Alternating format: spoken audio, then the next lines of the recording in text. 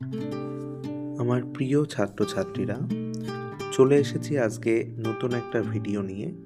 এই ভিডিওতে মাধ্যমিক 2025-এর ভূগোল বিষয়ের একটি বিশেষ টপিক, যেটা হলো আধুনিক যোগাযোগ ব্যবস্থা সম্পর্কিত বিভিন্ন প্রশ্ন, কিছু এসএকিউ প্রশ্ন, বিশেষ করে সেই এসএকিউ কোশ্চেন নিয়ে আমরা এখানে আলোচনা করব। তো দেরি না করে শুরু করা যাক আজকের ক্লাস। আশা করি তোমাদের সকলের ভালো লাগবে। শুরু করছি আমাদের প্রথম প্রশ্ন দিয়ে। প্রথম প্রশ্ন আমরা দেখে নেব, ইন্টারনেট কাকে বলে? উত্তর হবে, পৃথিবীর সমস্ত কম্পিউটারকে মোডেমের মাধ্যমে টেলিফোন সাহায্যে যুক্ত করাকে ইন্টারনেট বলে। এক্ষেত্রে আমরা ফোনে যে ইন্টারনেট ব্যবহার করি, এটা কিন্তু সেটা নয়, এটা ব্রডব্যান্ডের ইন্টারনেট কানেকশনকে বোঝায়। এবার একটা ছোট্ট গল্প। আমরা আজকালকার দিনে ছেলেমেয়েরা সকলেই বন্ধু বান্ধবদের সকালে বিকালে SMS করে থাকি। তো সেখান থেকে একটা প্রশ্ন, SMS এর পুরো নাম কি? সঠিক উত্তরটি হবে শর্ট মেসেজিং সার্ভিস। এবার দেখে নিই পরবর্তী প্রশ্ন। দেখো, আজকালকার দিনগুলোতে আমরা প্রায় বন্ধু বান্ধবদের বলে থাকি যে তোর ফোনে আমার যে ছবিটা আছে, ছবিটা পাঠা, বা আমরা পিকনিকে যে ভিডিওটা তৈরি করেছি সেই ভিডিওটা আমাকে সেন্ড কর। তো সেক্ষেত্রে এগুলো কিন্তু আর SMS এর মধ্যে সীমাবদ্ধ থাকে না, এগুলোকে তখন বলা হয় MMS। তো সেখান থেকেই আমার পরবর্তী প্রশ্ন, MMS এর পুরো নাম কি? সঠিক উত্তরটি হবে মাল্টিমিডিয়া মেসেজিং সার্ভিস। ঠিক আছে, এবার পরবর্তী প্রশ্নের দিকে আগানো যাক। আজকের দিনে দাঁড়িয়ে আমাকে যদি কোনো একটা অচেনা জায়গায় যেতে হয়, তখন আমি কি করে সেখানকার রাস্তাঘাট চিনব? খুব সহজ।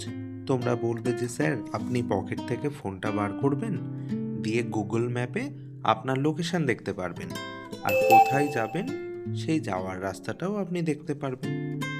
এই জিনিসটাকে বলা হয় GPS।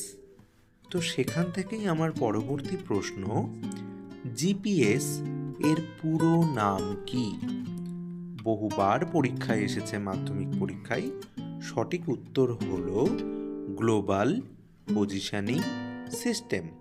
অর্থাৎ গ্লোবাল মানে সারা পৃথিবীতে, পজিশনিং মানে অবস্থান, সিস্টেম মানে একটা পদ্ধতি। অর্থাৎ এর সাহায্যে কি করা যায়? পুরো পৃথিবীতে তোমার বর্তমান অবস্থান কোথায় রয়েছে সেটা তুমি জানতে পারবে।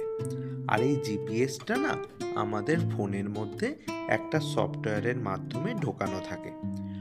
আসলে জিপিএস আলাদা একটা যন্ত্র হয়, কিন্তু আধুনিক বিজ্ঞান এত উন্নত হয়েছে যে সেই যন্ত্রটার সুবিধা একটা সফটওয়্যারের মাধ্যমে এখন ফোনের মধ্যে দেওয়াই সম্ভব হয়ে গেছে।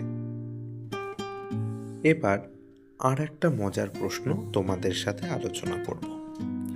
দেখো, আজকালকার দিনে আমরা সকলেই প্রায় অনলাইন থেকে বিভিন্ন রকম জিনিস কিনি। যেমন ফ্লিপকার্ট, অ্যামাজন থেকে ফোন কেনা, শাড়ি কেনা, জামা কাপড় কেনা, মিশো আছে, তারপরে তোমাদের জোম্যাটো থেকে তোমরা অনলাইনে খাবার অর্ডার করছো, সুইগি থেকে খাবার অর্ডার করছো। তার মানে এই যে পুরো ব্যবসাটা হচ্ছে কিসের মাধ্যমে? ইন্টারনেটের মাধ্যমে। তো সেখান থেকে আমাদের পরবর্তী একটা প্রশ্ন তৈরি হয়।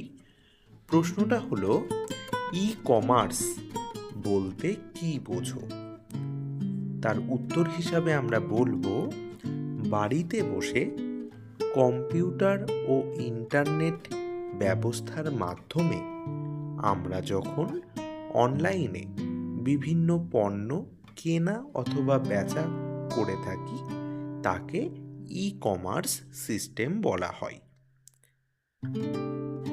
এবার আগিয়ে যাই আর একটা মজার প্রশ্নের দিকে। দেখো, এখনকার দিনে প্রায়ই আমরা শুনতে পাই যে আমাকে ইমেল করে দে জিনিসটা, বা ওটিপি আসছে ইমেলের মাধ্যমে, বা ইমেলের মাধ্যমে বিভিন্ন চাকরির অ্যাপয়েন্টমেন্ট লেটার আসে, ফর্ম ফিল আপ করলে অ্যাডমিট কার্ড আসে। তো ইমেলটা না আজকালকার দিনে ভীষণভাবে ব্যবহার হয়। ইমেল আর কিছুই নয়, আগেকার দিনে আমরা হাতে চিঠি লিখতাম, সেই চিঠিটাই যখন আমরা ইন্টারনেটের মাধ্যমে লিখব তখন সেটাকে ইমেল বলা হয়। তো সেখান থেকে আমার আজকের লাস্ট প্রশ্ন আমাদের এই ইউনিটের, সেটা হলো ইমেল এর পুরো নাম কি? তো ইমেল এর পুরো নাম কি? এই প্রশ্নটার সঠিক উত্তর হচ্ছে ইলেকট্রনিক মেল, অর্থাৎ বৈদ্যুতিক চিঠি। ইমেলের পুরো নাম বৈদ্যুতিক চিঠি বা ইলেকট্রনিক মেল। তো আশা করি তোমাদের সকলের আজকের ক্লাসের এই প্রশ্নগুলো দেখে ভালো লাগলো। তোমরা যদি এরকম প্রশ্ন আরও দেখতে চাও, আমাদের চ্যানেলটিকে ফলো করতে থাকো। এই ধরনের প্রচুর প্রশ্ন আসতে থাকছে মাধ্যমিকের কথা মাথায় রেখে। শুধু যে মাধ্যমিক বলে নয়, পরবর্তীতে তোমরা ভূগোল বিষয়ের ওপর ভিত্তি করে বিভিন্ন রকম পরীক্ষাগুলো যখন দেবে, সেটা কম্পিটিটিভ পরীক্ষা হতে পারে, বা চাকরির পরীক্ষা হতে পারে, বা এসএসসি হতে পারে, সেক্ষেত্রেও কিন্তু এই প্রশ্নগুলো তোমাদের ভীষণভাবে সাহায্য করবে। তো আজকের জন্য এইটুকুই, দেখা হচ্ছে পরের ক্লাসে।